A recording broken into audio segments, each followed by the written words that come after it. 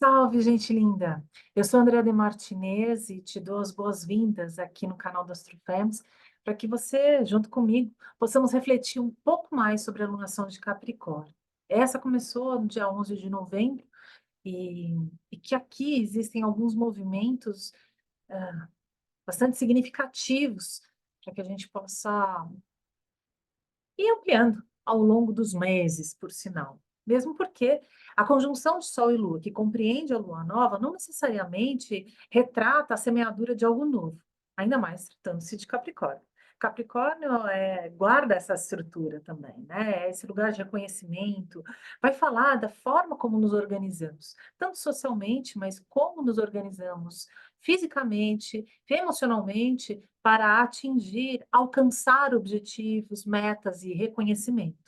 Sim, aqui a cabra, uma cauda de peixe, porque não necessariamente falamos só da cabra montanhesa, mas também a cabra, aquela que se coloca a serviço à medida que se reconhece e que integra certos conteúdos.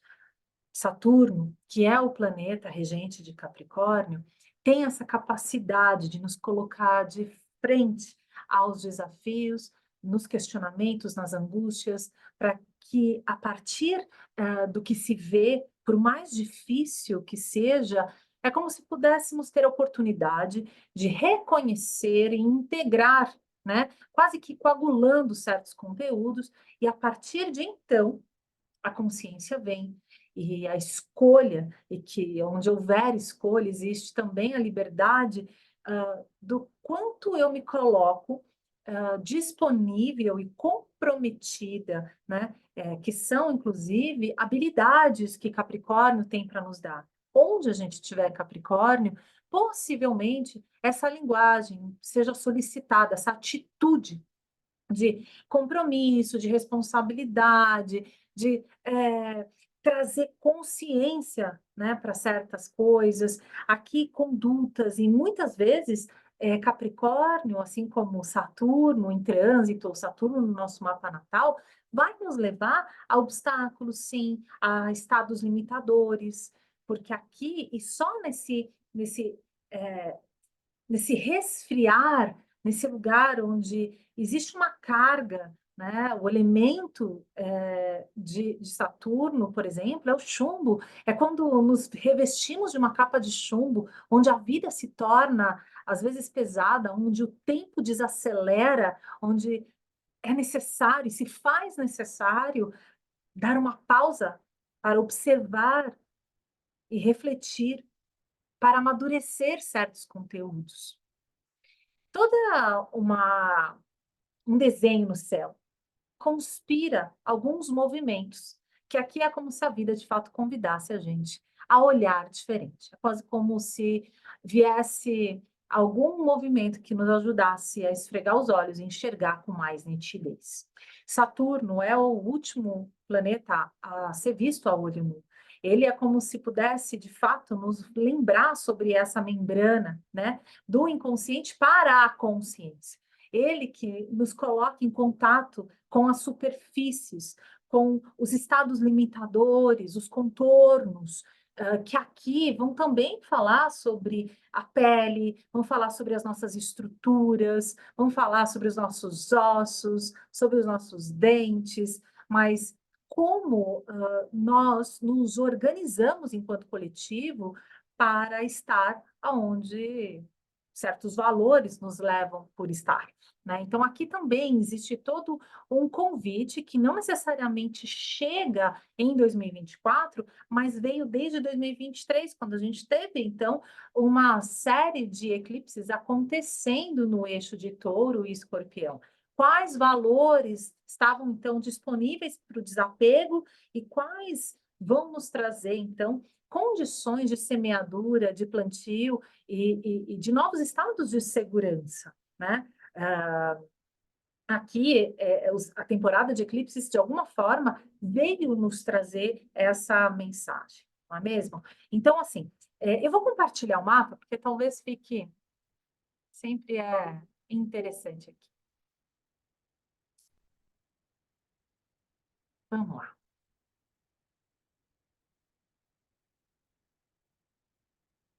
não sei aqui. Bom, então, rapidamente, a Lua e o Sol estavam juntos em Capricórnio no 20º grau, lembrando, né, que em 2020 nós tivemos, por esse grau matemático do zodíaco, uma grande conjunção, né, que se deu com Saturno, Júpiter e Plutão, e que aqui basta recapitular o que você viveu em 2020 e o que a humanidade, o planeta, viveu em 2020. Quais foram os conteúdos, né, que te atravessaram e o que foi desenvolvido a partir daqui? Digamos que existe quase como um desfecho, possivelmente um desdobramento desses conteúdos, porque aqui é como se a gente tivesse uma fenda, uma marca, né, dentro desse cenário da nossa vida, onde você tiver esse grau matemático no zodíaco em Capricórnio, que vai só te lembrar de certas coisas, né? Então, claro que isso nos levou a privações, isso nos levou a questões éticas, morais, né, e tantas outras, quanto a, inclusive, ao questionamento dos nossos sistemas, tanto educacionais quanto de saúde, financeiros. Então, muitas nações tiveram que lidar, né, com a realidade, né, de o quanto era sustentável ou não, assim como planos, né, que estavam desenhados estrategicamente para chegar a um objetivo e que aí, com essa conjunção, tiveram que ser desmontados, não é mesmo? Quantas famílias, quantas realidades foram desmontadas a partir daí? Bom, dentro dessa conjunção, o que nós temos é esse convite, sobretudo porque acontece numa conjunção que não é exata, mas tratando-se de luminares, essa proximidade com Plutão e nesse relembrar do grau matemático, digamos que existe algo que Plutão tem a nos contar, né? Então, quando o Sol e assim como a Lua se encontram juntos a Plutão, existe uma carga, uma intensidade muito grande dessa emergência, né, de realizações, mas também o que constrói também pode desconstruir, né? Então, o que não te mata, fortalece. Mas existe uma, quase como uma energia, né? Uma pulsão muito grande e da força, né? De sobrevivência, que vai, ora, te levar a estados de regeneração, mas também de eliminação. Eliminação justamente para porque Capricórnio tem essa habilidade de nos levar ao essencial, ao que de fato importa. E que aqui é como se pudéssemos de fato abrir espaços, eliminando certos adereços, esvaziando a mochila, e simplesmente nos dedicando, né, num estado de presença, porque Saturno nos exige isso, ao que de fato importa. E claro, Saturno aqui, que transita por peixes desde 2023, vem nos contando histórias sobre certos sonhos, sobre esse campo sensível, sobre o que de fato ficou para no estado imaginal, né? E que também vai falar sobre o conteúdo coletivo, né? Porque peixes têm uma carga coletiva muito grande, não só pela empatia e também pelo invisível, né? Pelo que às vezes se mostra muito distante ou mesmo negado, né? Então esse também é um chamado de Saturno em Peixes, né? Quais são os nossos conteúdos que estão sendo deixados de lado, né? Quais são os nossos desejos, nossos sonhos, coisas que de fato podem ser extremamente motivadoras e mobilizadoras para um movimento evolutivo. Esse que Plutão vem nos convidar. Por quê? Porque, digamos que Plutão, quando, e aqui eu vou voltar um pouquinho para a gente falar juntos. Plutão, por volta do dia 21, ele ingressa no signo de Aquário. E não é a primeira vez que ele entra aqui. Ele já fez um primeiro movimento, deu seu spoiler, só tocou, voltou rapidamente, e agora é a segunda temporada de Plutão em Aquário, porque depois, lá para setembro até novembro, um curto período, ele ainda retrograda para Capricórnio. Então, só para que a gente saiba que ele vai entrando, saindo, entrando, os movimentos de Plutão são muito lentos, a gente fala às vezes de ciclos de 20 anos, então é importante, que você saiba onde você tem Aquário no seu mapa, e que isso vem sendo contado, e que aqui, como Plutão tem essa habilidade de nos levar a não só estados evolutivos, mas como um estado alquímico, né? De poder encarar certas uh, sombras, certas situações, contextos que podem ser manifestados, às vezes, no trabalho, no relacionamento, seja ele qual for, às vezes, onde se você tiver, por exemplo, aquário na casa 2, né, em relação não só ao teu trabalho, mas aos teus valores de vida, aos teus recursos, a como você semeia a vida, né, e o que de fato você valoriza a partir de então. Digamos que Plutão, ele vai tocar uma esfera que é massiva, que é coletiva, e que não necessariamente ela é inicialmente destruidora, mas ela vai nos colocar, Plutão, e esse trânsito de Plutão, e esse período de agora, de janeiro até setembro, teremos a oportunidade de sentir o aroma de quais são as condições, os contextos onde de fato vale a pena fazer esse movimento, esse mergulho interno para que aconteça uma transformação, uma transposição, né? Uma transcendência de certas coisas que já não te levam mais para um lugar diferente, né? Então é onde você se vê aprisionada. Então, Plutão, claro que aqui vai também nos mover em direção às sombras, então é preciso ver para poder curar, não é mesmo? Então, dentro de um contexto social, é possível que a humanidade sim toque as suas sombras na forma como ela se organiza. Aqui a gente também, falando de aquário, só para, enfim, eu já falei um pouco disso, mas ainda vou uh, ampliar bastante esse tema, porque ele ainda vai ser muito presente ao longo do ano inteiro. Mas quando falamos de aquário, falamos da tecnologia, falamos das técnicas, das formas de como nos planejamos, de como vemos, né, o porvir. Né? Então, aqui é como se houvesse também uma oportunidade de novas regências e, quem sabe, uma nova ética possa ser desenhada a partir de coisas que estão vindo, né? Então, a própria inteligência artificial é um exemplo disso, né? Até onde, qual é o limite, né, para que a humanidade ela ainda ganhe, tenha e mantenha a autonomia, né? E onde é que a inteligência artificial pode manter, né, a supremacia. Então, isso são coisas que vão ainda ser muito discutidas, e me parece que isso se desdobra num grande coletivo quando falamos, né, de tantas guerras, onde vemos qual é a capacidade de um grupo extremista, onde ele é capaz de articular e como fazer, onde os pensamentos unilaterais, onde, por exemplo, os diferentes, né, as pessoas que trafegam com as suas bandeiras, né, e com as suas necessidades não vistas dentro da sociedade. Né? Então, isso é uma coisa que vai ser provavelmente muito discutida e muito trazida à luz, porque não dá mais para fingir, por exemplo, de que existam pessoas que não se reconheçam como binárias, por exemplo. Ah, então, e assim vai.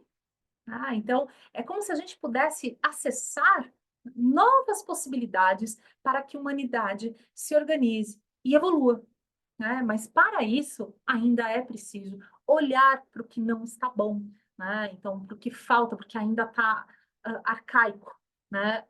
Primitivo em nós. Porque, sim, a humanidade, quando vemos essas, essas atitudes, né, às vezes tão drásticas, como, por exemplo, uma guerra, traçada por interesses que vão para além, né, só de territórios, enfim, guerra, não sei como ela se poderia se justificar, mas, de fato, é onde a humanidade é capaz de chegar, né, e diante do seu semelhante. Então, me parece que aqui são contrastes que são muito vividos, contradições que são muito vividas em Aquário. E isso, provavelmente, Plutão nos coloque de frente.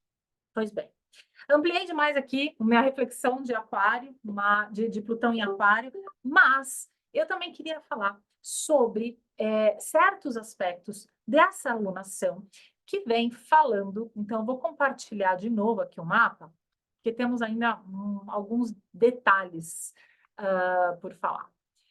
Nós temos, e foi interessante poder até nomear Plutão em Aquário, o ingresso que vai acontecer no dia 21, e que não necessariamente vocês chega dia 21 e vocês já esperam uma mudança. Isso vem acontecendo. Então, é um momento só de repente, dar tempo para refletir onde em você se percebe numa dicotomia, né? Num contraste que é abrupto e que não faz muito sentido, né? É incoerente diante de tantas coisas que estão se mostrando como possibilidades, né? Um dos aspectos que eu gostaria muito de falar é desse trígono com a Lua, o Sol e Urano, né? Então, quando a gente tem Urano, que é um planeta que, sim, é regente de Aquário, assim como Saturno, dentro, a partir da astrologia tradicional. Então, saibam que, inclusive, a imagem, quando eu trago da cabra com a cauda de peixe, é aquele que sobe a montanha e que recolhe ali e reconhece todas as suas habilidades e é capaz de descer para distribuí-las ao coletivo, né? Então, é esse movimento generoso, né, de poder compartilhar, assim como já esse convite para o signo de peixes, né? Então, mas Urano, ele vem falando, né, sobre essa renovação, sobre essa atualização, sobre estados de desapego, sobre perspectivas, ou no mínimo, movimentos que possam se dar a partir do que já se torna visível. Então, assim, é nítida certa uma condição e é preciso tomar uma atitude diferenciada para se alcançar um movimento que até então você não conseguiu tocar, né? Então, e ademais disso, nós temos Marte, que para mim é um planeta que sim, também ele recebe aqui um trígono com Júpiter, que vai nos trazer confiança, um estado de fé, e ele transitando por Capricórnio, ele dá passos lentos, mas ele é tenaz, ele é comprometido. Então, são movimentos, atitudes, posturas que vão tomar em conta o tempo, a longevidade, para que, com confiança e sabedoria, novos ritmos possam se dar a partir daqui. Junto disso, nós temos Saturno, que é o planeta, né, de Capricórnio, e que também estabelece aspectos com Júpiter e com Marte. Saturno, ele aqui vai também, então, nos trazer esse compromisso, essa objetividade, mas com Júpiter nos traz nos traz a sabedoria e a possibilidade de encontrar coerência, bom julgamento diante de realidades. Que nos dê, inclusive, essa possibilidade de alcançar e alicerçar algo, encontrar algum recurso que nos ajude a encontrar centralidade como um amparo diante dos escombros, diante da desorganização, diante do caos, que desde então veio se instalando, né? Então, um dos outros movimentos é a chegada de Mercúrio, que já está em movimento direto, mas que vai chegar em Capricórnio, e que aqui vai também nos trazer lucidez, prontidão, perspicácia e uma certa prudência de aprofundar e nos ajudar a planejar, inclusive elaborar junto com as nossas atitudes. É como se a gente pudesse, a partir do conhecido, tomar atitudes que sejam, que nos deem garantias, porque isso é algo que importa a Capricórnio. Ademais disso, a Vênus também vai ingressar, né, e vai ser por volta do dia 23 de janeiro em Capricórnio, só estabelecendo, que é basicamente quase junto, né, do ingresso de Plutão, logo em seguida, e que vai nos dar, então, as mãos para parcerias, compromissos, negociações, ou dentro do campo das relações afetivas ou não, que nos dá essa garantia. Só que às vezes o que acontece é que a Vênus em Capricórnio, ela se esforça demais, né, para estabelecer algumas relações. E às vezes se compromete não só com o que é dela, mas com o que o outro carrega, o que tem, né? Então é quase como administrar o peso do outro, quase como uma Sherpa, né? Que é aqueles nativos que carregam, né, os equipamentos dos montanhistas. Pois bem, é como se a Vênus em Capricórnio carregasse esses conteúdos, mas que aqui é como se você pudesse eleger o que te cabe, o que é interessante ou não, né? Para você alcançar o que deseja. Bom, dentro desses estados de responsabilidade, a Vênus também tende a nos lembrar sobre estabelecer acordos que figurem pela garantia, pela longevidade, onde eu percebo que tem muita energia de terra, e isso vai nos levar a atitudes e motivações que estejam aliadas à concretude, à materialidade. Então, não basta só sonhar, é preciso ver para crer. Eu deixo, então, aqui a minha reflexão para a animação de Capricórnio. E se você tiver algum comentário, dúvida, venha, vamos participar, para que a gente possa ainda ampliar ainda mais para quando a lua cheia chegar. Beijo e até mais.